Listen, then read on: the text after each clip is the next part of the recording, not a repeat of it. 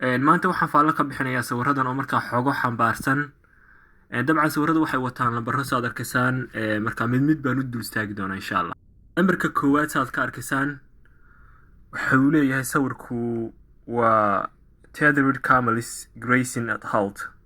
waxa weeye markaa xoolo amba geel isku xidhan oo markaa daaqaya mar uu ciidanku hakad galay oo markaa nasiino u galay. dabcan sawirka saad ka fahmaysid geela biyaha sida waa taangiyo. markaa ingiriisku markuu colka cinayo wuxuu sii raran jiray saanadiisa sida biyaha iyo sidoo kale raashinka. wuxuu dhinac dhigi jiray ilaa geel dhowr kuna oo markaa saanada kaliya u qaadaya. sidoo kale xaggan waxa u qaadi jiray markaa mashiingaanada waxa u qaadi jiray awrka. maadaama daraawiishta iyo ingiriisku muddo dheer dagaal ku jireen, ingiriisku khaladaadkii hore wuxuu ka bartay casharo.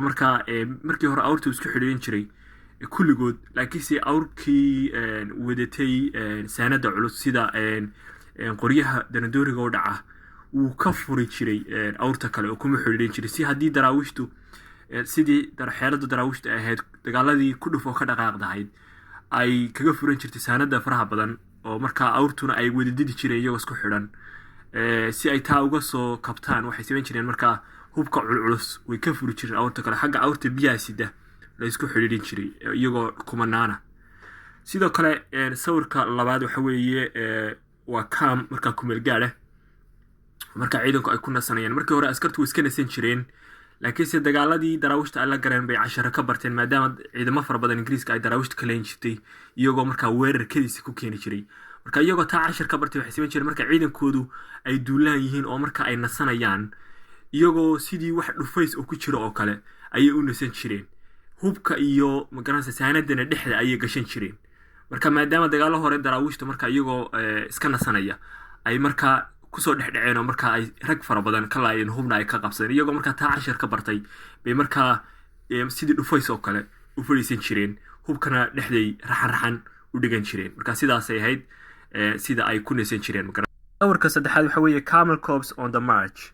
sawirka saddexaad waa kan wuxuu leeyahay camel corps waxaa la dhahaa afka soomaaliga ciidamadii rukuubleyda ah. marka guutooyinkii ingiriiska ay rukuubleyda ah ayaa markaa iyagoo guluf colaadeed kiciyey oo markaa duulaan on the march waa markay duulaanka ahaayeen.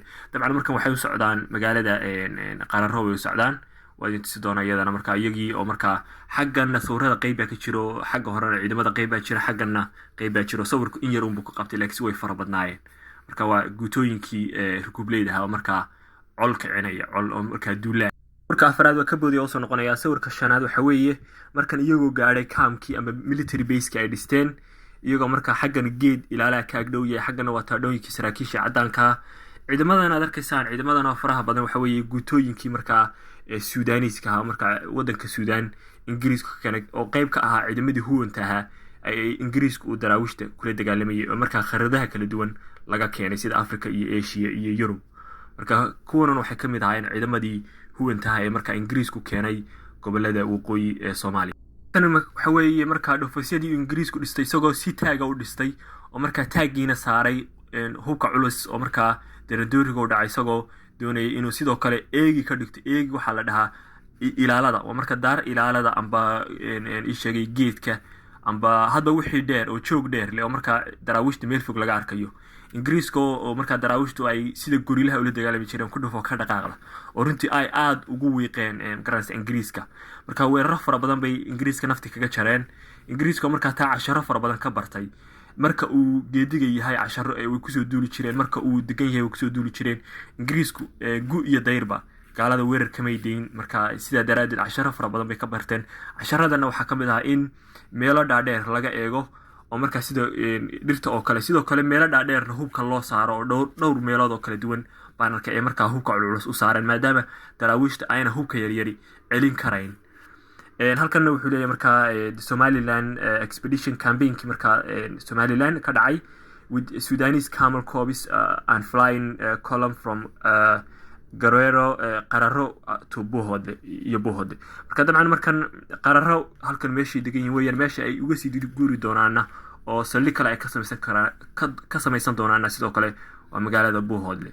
marka ingiriisku qaabkan ayuu markaa u duuli jiray una socon jiray. sidoo kale meelaha uu dego maadaama casharo fara badan ka bartay dagaaladii hore wuu bedelay nashqadiyo markaa dhufaysyo jooggiisu dheeryahay ayuu samaystay. meel alaaliyi meelu degaba meel joog dheer leh uu ka agdhistay magaranaysa suu iskaga ilaaliyo weerarada intayna soo gaadhin dhufaysyada ciidamada ingiriis. sidoo kale halkanuna waxa weye saldhigii ingiriisku ka samaystay magaalada Burco oo markaa baadiye ahayd.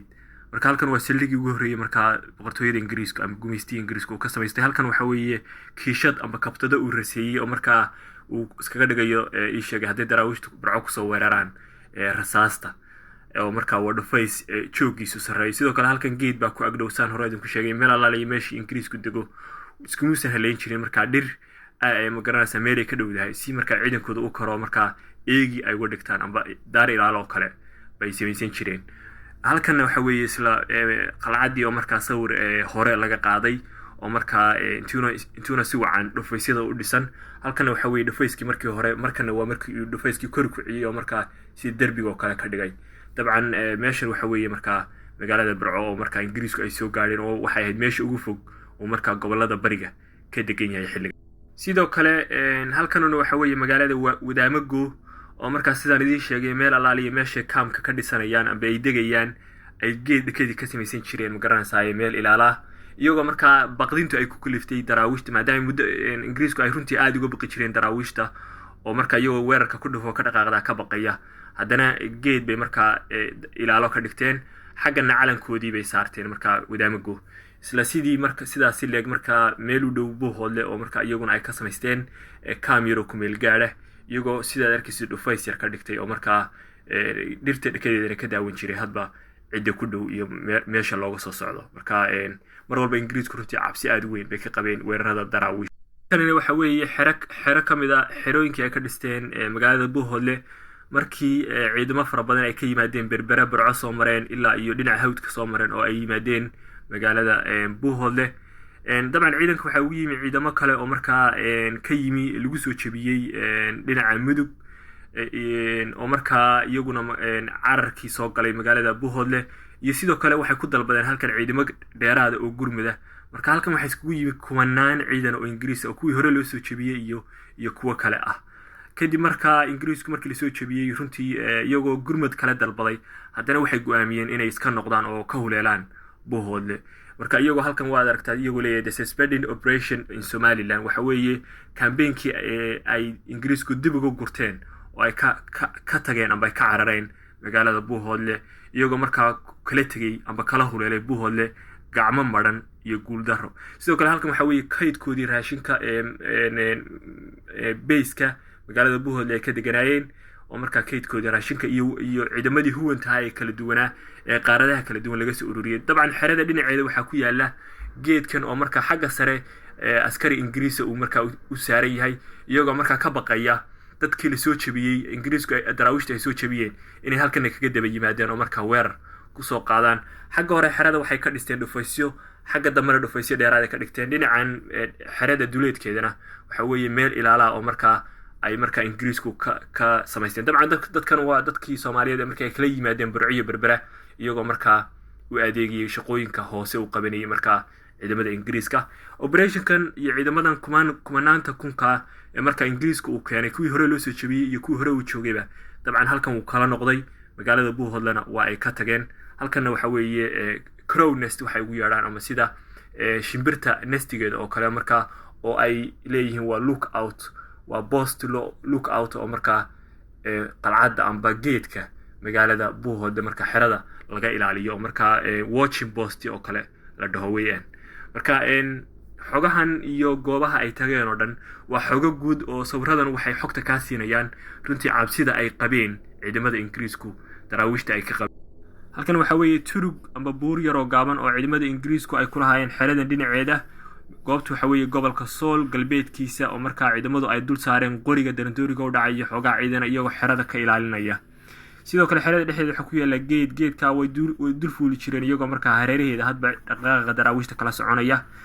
waxa sida ay leeyihiin xeradan this was attacked 4 times by the Mullah following ciidamada daraawiishta ayaa ciidamadii sayidka ee daraawiishta ayaa 4 jeer xeradan soo weeraray dabcan khasaarana u geystay sida halkan ku xuseen ciidamada Soomaaliyeed oo marka gobolada waqooyi galbeed ay ka keeneen baa u ilaalinaya marka tanina waxay ku tusinaysaa sida marka ay daraawiishta uga baqi jireen iyo xogaha sawiradan ku dhex jira inta ay leekayd